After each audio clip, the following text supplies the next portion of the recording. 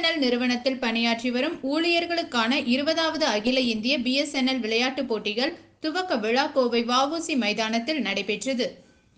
கோவை மாவட்ட BSNL முதன்மை பொது மேலாளர் சங்கர் வரவேற்புரை நிகழ்த்த ஷிவ் பிரதாப் சிங் நிம்ரானா தலைமையுரையாற்றினார்.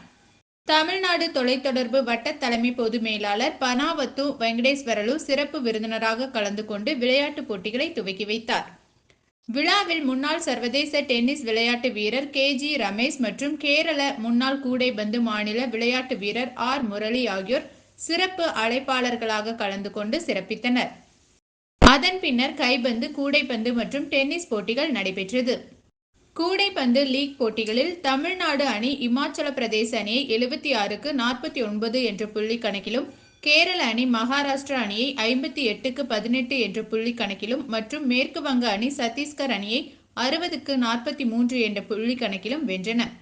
கைப்பந்து லீக் போட்டிகளில் தமிழ்நாடு அணி உத்தரகாண்ட் அணியை 2க்கு 0 என்ற செட் கணக்கிலும், கர்நாடக அணி பீகார் அணியை 2க்கு 0 என்ற செட் கணக்கிலும், இமாச்சல பிரதேச அணி உத்தரப்பிரதேச மேற்கு அணியை 2க்கு 0 என்ற செட் கணக்கிலும் மற்றும் ராஜஸ்தான் அணி அசாம் அணியை 2க்கு 0 என்ற செட் கணக்கிலும் வென்றன.